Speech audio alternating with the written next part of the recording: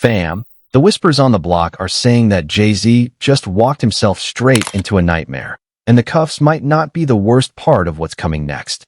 The chatter around town is that Jay-Z turned himself in tonight, and the second he crossed that threshold, the badges started flipping through a rap sheet longer than any album he's ever dropped. And listen, I have been sitting on this dossier for weeks, waiting for the moment the whole card table finally collapsed on Jay-Z, and my people, we might be watching that exact collapse in real time. The math never mattered on how Jay-Z and Beyonce kept surviving every headline, every whisper, every leaked photo, and every dead bodyguard.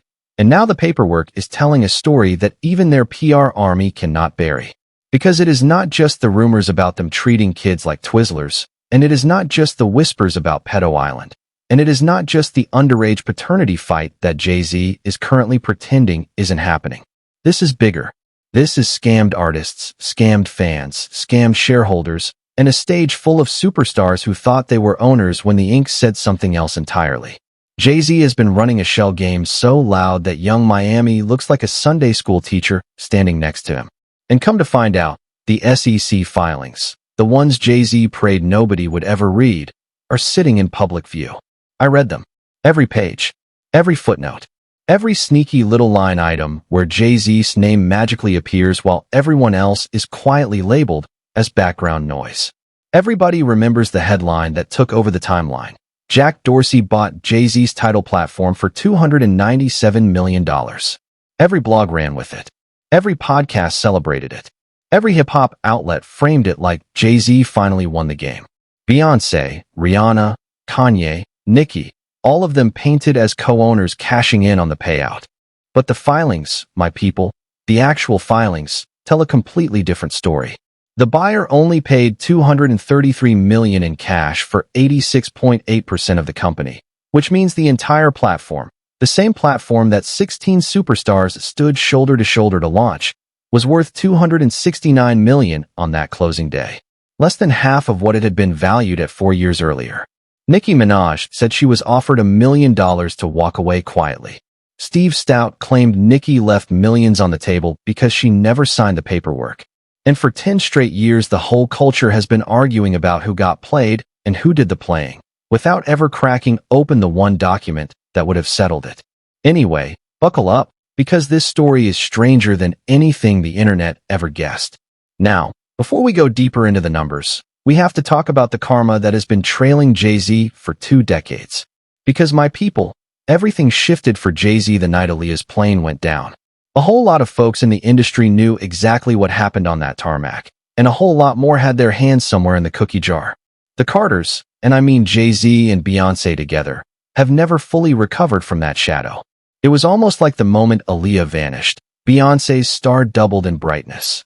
And Dame Dash, the one man who could have been the mirror image of Jay-Z, watched his empire evaporate while Jay-Z's balance sheet kept climbing. Dame Dash has said it plain. He never actually made real money at Rockefeller. Half went to Universal. The remaining half got split 3 ways between Dame, Jay-Z, and Biggs. Meanwhile, Jay-Z was pulling artist checks on top of that, double-dipping like it was a sport. Dame said the kids couldn't eat off that structure, so they created Walkaway. And when Walkaway finally sold, Dame said the number that hit his account was nowhere near what the streets thought it was. Because when your monthly bills push past $400,000, and the loans you handed out never come back, and the tax man is watching every wire transfer, the millions evaporate faster than a magician's smoke bomb. Dame Dash summed it up better than any analyst could. If you're making 100 but your bills are 120, you are broke. Trust him.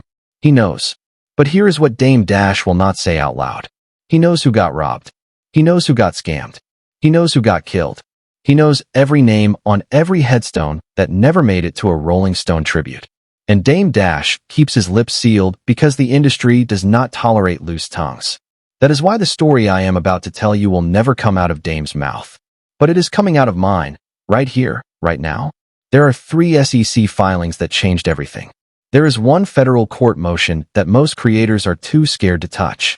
And there are the principal's own social media posts, half of which they have quietly deleted. Everything I am about to lay out is public record. Not gossip. Not vibes. Not somebody told me. Public record. March 30th, 2015. That stage. That famous stage.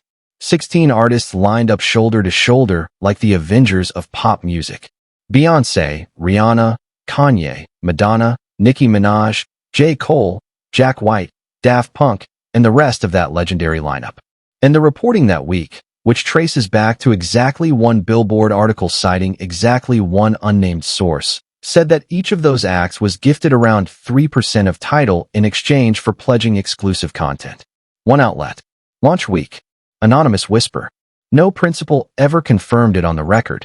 No document has ever been surfaced by anyone in the last 10 years to prove the 3% claim. The thing they all signed on that stage, the piece of paper that has actually been published, is a manifesto. It is a declaration. It is not an equity contract. Whatever equity paperwork existed behind that manifesto has never seen the light of day. And that means 10 years of internet warfare has been built on a document nobody has ever laid eyes on. Now, my guy, let that sit with you for a second. 10 years of arguments. 10 years of think pieces. 10 years of podcast debates. All built on a document that nobody, not one journalist, not one lawyer, not one artist manager, has ever produced. Then January of 2017 rolls around, and Sprint buys 33% of Tidal for $200 million. That is a real, verifiable, reported transaction. And it did two very specific things. First, it priced the entire company at around $600 million, which was the high watermark for Tidal's valuation. Second, it diluted every single artist's stake. So if a 3% slice ever existed the way the whispers claimed, it just shrank to roughly 2% after that Sprint investment. Nobody renegotiated the legend, though. The public narrative stayed frozen at 3%.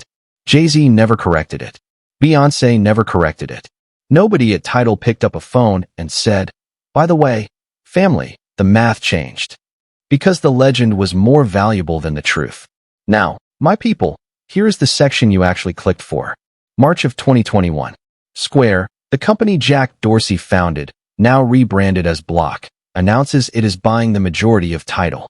The press release, and I mean every single press release, plastered $297 million across the internet. Every outlet ran the number. A few slipped and said $302 million. It was framed as Jay-Z's championship lap. Everybody clapped. Everybody congratulated. Everybody assumed the artists were getting bags. Then a year later, Block files its 10K with the SEC.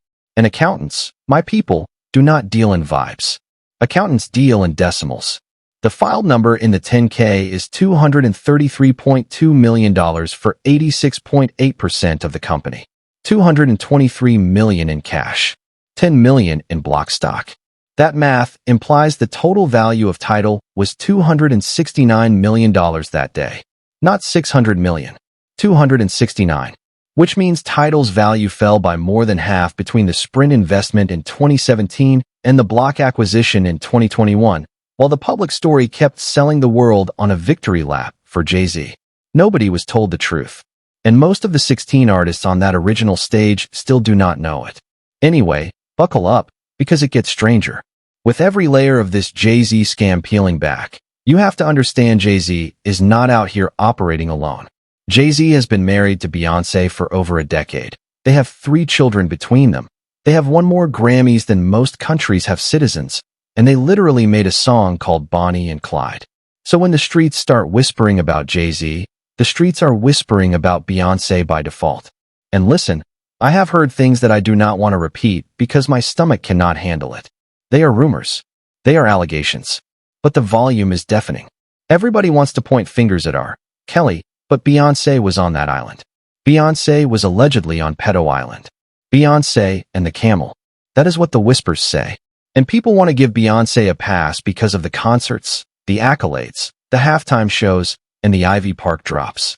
But once your name touches that particular island, once your face appears on that particular flight log rumor, you cannot untouch it. That is why the culture cannot lecture anyone about R. Kelly while pretending Beyoncé is untouchable. Jay-Z and Beyoncé are allegedly linked to that dossier. And when confronted, nobody in their camp has an answer that ends the conversation.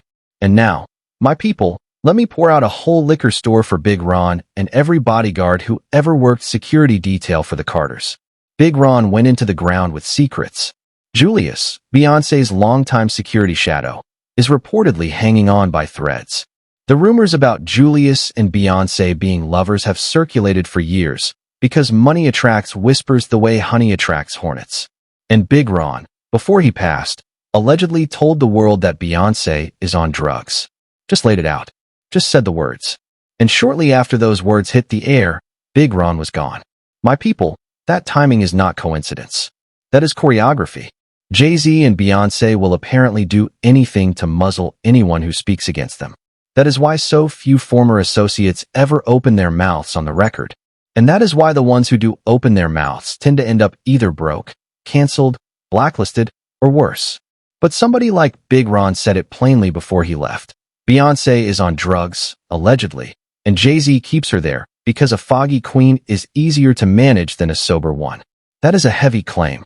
That is a serious claim. That is not something I would repeat if Big Ron himself had not put it on the record. And I am not doing it for shock value. I am doing it because Big Ron cannot say it again.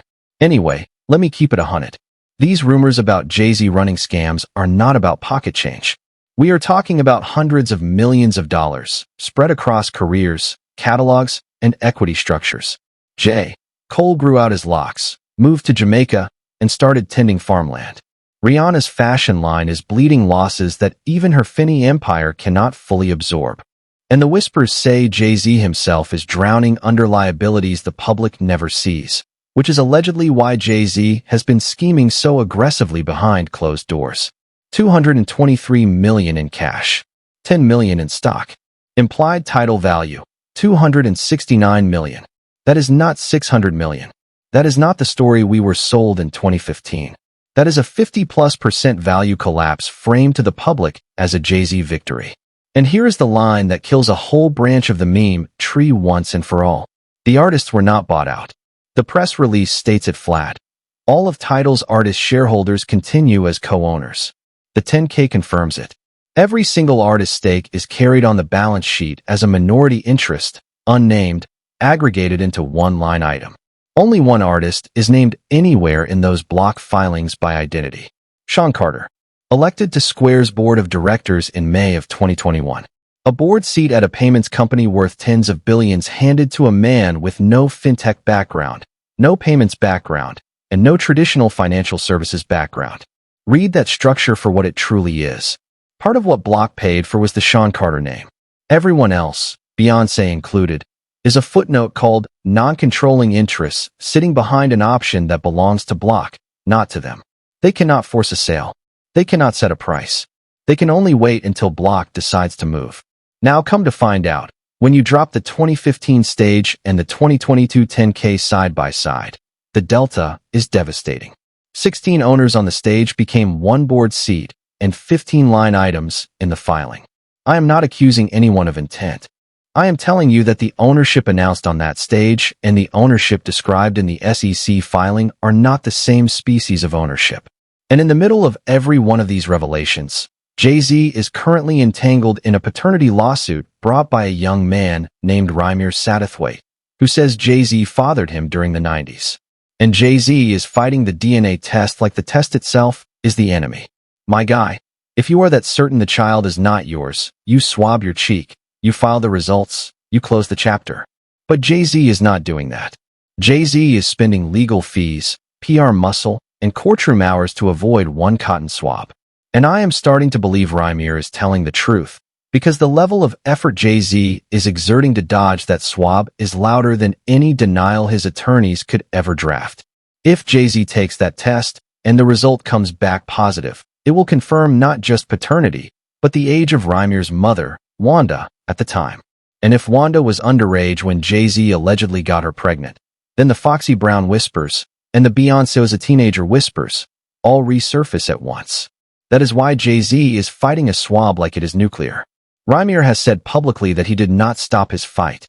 He withdrew his federal complaint temporarily so he could regroup and refile with better positioning. He said in a video, and I quote him faithfully, that he needed to step back and play chess, not checkers. That is a young man being strategic. That is a young man who knows the machine he is up against. And in his June filing, Jay-Z's legal team, led by attorneys representing Sean Carter, dismissed Rymir's paternity claim as decades-long harassment. But Rymir's complaint is not seeking child support. Rymir is seeking damages for emotional distress and reputational harm. Rymir is alleging that Jay-Z committed fraud upon multiple courts, misrepresented facts, and exploited legal systems across jurisdictions to suppress the paternity claim. That is the language of a young man who has been living with the burden of an absent father while watching that same father raise Blue Ivy, Rumi, and Sir in front of the world. Jay-Z never claimed he was a saint. Jay-Z rapped about being a hustler for 2 decades. Jay-Z laid the game out for everyone to see. Jay-Z said in his own bars that he would break you off however the paperwork demanded. So when Rymir shows up asking for what a father owes, Rymir is only reaching for what Jay-Z's own catalog described as fair play. And this brings us to the Tidal stage in a way most people never framed it. Jay-Z did not just take a company public that day. Jay-Z brought 16 of the biggest stars in music onto a stage, positioned them as owners, and then let the paperwork quietly rewrite what owner actually meant. That was a hostile takeover disguised as a revolution. And the revolution was real on stage. It just was not real in the filings that followed. And here is the twist that Block's own accountants will not let anyone spin around. In late 2023, Block wrote down $132.3 million of Tidal goodwill. That is $132 million in value the company itself admitted disappeared. Then in late 2024, Block wrote down another $73.5 million of Tidal goodwill. That is another $73 million in value gone. Combined, that is $206 million in impaired value in 2 years, per the majority owner's own audited books. The remaining artist stakes are minority positions with no exit rights inside an asset that the majority owner has publicly declared is losing value. That is not equity. That is a bag holder position dressed up in a red carpet suit. Now the second lie that lives in the comments section is the claim that the artist equity was recoupable, and that Jay-Z could claw it back as though it were an advance. I looked. I read everything. No filing, no reporting, no legal document, no whistleblower testimony describes owner equity at Tidal as recoupable. And the SEC treats those stakes as real equity, which contradicts the recoupable theory at the accounting level. But the myth has a real ancestor. There was one documented recoupable arrangement in the Tidal story. It belonged to Prince. Prince had a distribution deal with Tidal, structured with an advance that ran until it recouped. Prince negotiated that deal himself while he was alive, and Prince chose Tidal publicly. After Prince passed, his estate and Tidal ended up in federal court, and the estate's lawyers wrote a line you almost never see in a public filing. They alleged that Tidal's equity term sheet was fabricated and backdated to appear authentic. Tidal denied it. The case settled in 2018, approved by the probate court, and the fabrication allegation was never proven and never disproven. So the recoupable myth started with Prince's estate battle and quietly leaked into the folklore about everyone else's ownership. And now let me hit you with a name that was supposed to be on that stage, but never showed up. Drake, the defining artist of the streaming decade. The biggest artist alive at the time of the Tidal launch. By multiple reports, Drake was slated to stand up there with the rest of them. Drake did not. And months later, Drake walked in the opposite direction entirely, cutting an exclusive deal with Apple Music arranged by an executive named Larry Jackson. That single decision reshaped the trajectory of streaming for a decade. And it was made by the one artist who saw the paperwork behind the Tidal stage and refused to sign. Now, my people, you have to be careful about how you talk about Jay-Z. You have to be careful about how you talk about Beyonce. And you have to be extra careful about how you talk about their kids, because that family will bury a career faster than a Marvel opening weekend. Kanye West said some things about Jay-Z's twins I will never repeat, but you saw what happened to Kanye's business empire within 18 months of those comments. Andy Solange does not play those games either. Solange has been photographed walking into a Botanica in New Orleans, according to a first-hand account from a young man who worked behind the register at that same Botanica. He said Solange walked in with a partner, and when he expressed surprise, the owner casually told him Solange and her family are regulars who come in for rituals. Rituals, not Sunday service. Rituals. That is what the young man said. And if what he described is accurate, it lines up with every whisper about the Knowles Carter household that has floated around industry circles for years. Now I am not the judge. I am not the jury. I am not a religious authority. I am just laying out what has been said, by whom, and where.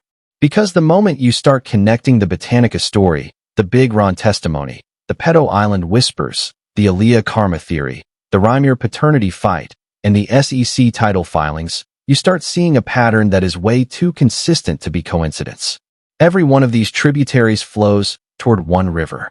And that river is running through a mansion in the Hamptons owned by two people whose brand is built on being untouchable. Every day feels like a Saturday when you are Jay-Z or Beyonce. But today is a heavy day. Because for the first time in a long time, allegedly, both of them could actually see the inside of a courtroom that does not care about Grammys, Tonys, or Emmys. What do you do if your favorite superstars end up behind bars? You go back to Plies. You go back to Shawty Low, God rest him. You go back to Young Berg. You dig through the crates you abandoned when the culture pretended crates did not matter anymore. And listen, these are still allegations. But if Jay-Z is scheming the way the receipts suggest, who is the little birdie feeding Jay-Z these plays? The whispers say Beyonce. The whispers say the same woman standing next to Jay-Z at every gala has been directing traffic behind the scenes for over a decade. And now Blue Ivy, an actual child, is getting pulled into the fallout because the internet does not know how to leave children alone, and I hate that part of this story more than anything else. But the paperwork does not care about children. The paperwork does not care about Grammys. The paperwork does not care about Vogue covers. The paperwork cares about numbers. And the numbers say Tidal's value collapsed. The numbers say only one artist has a name on the filing. The numbers say 15 superstars are line items behind a locked door. The numbers say Block has written down over $200 million in value. And the numbers say the revolution announced on that stage never made it into the exit paperwork. Come to find out, the story of Tidal is not a story of artist empowerment. It is a story of one man leveraging 15 names to secure his own board seat, his own valuation lift, his own PR narrative, and his own escape hatch. Sean Carter walked away with a directorship at a payments company worth tens of billions. Everyone else walked away with an unnamed minority interest carried on a balance sheet that has been shrinking for 2 consecutive fiscal years. And now Rymir is in federal court chasing a swab. And Big Ron is in the ground. And Julius is holding his breath. And Aaliyah's family still wants answers. And Dame Dash is on podcasts telling half of the truth because he still has to eat. And Beyonce is somewhere allegedly numbing whatever she needs to numb to keep the machine running. And Jay-Z is fighting subpoenas the way most people fight parking tickets. This is not entertainment anymore, my people. This is the receipts finally speaking louder than the marketing budget. And every one of us in the comments section, in the reply threads, in the group chats where we screenshot lyrics and screenshot filings and stitch it all together, we are the reason the story cannot be buried anymore. Because we read. Because we cross-reference. Because we remember. Jay-Z built an empire on the assumption that nobody would ever open the SEC portal and type the letter T. Well, my people, we typed the letter T. And the filings talked back. So drop your verdict below, because I want to hear it plainly. Do you believe Rymir is Jay-Z's son? Do you think Beyonce is going to file for divorce the second the paperwork confirms it? Do you think the 16 superstars on that Tidal stage were scammed in slow motion? Or do you think Jay-Z is still the smartest chess player the culture ever produced, 3 moves ahead of everybody, even the SEC? My guy, my people, my fam, tell me straight up in the comment section. Because I read the same filings you can read. I quoted the same lyrics you can quote. I stacked the same receipts you can stack. And the only thing left to do is decide what we do with the truth once it stops being a rumor. Then slide into the next one queued up, because there is another chapter about the Carters dropping in the coming days, and it is going to reframe everything you just heard. Until then, protect your energy, protect your peace, and keep your eyes on the paperwork, because the paperwork never lies, even when the press release does.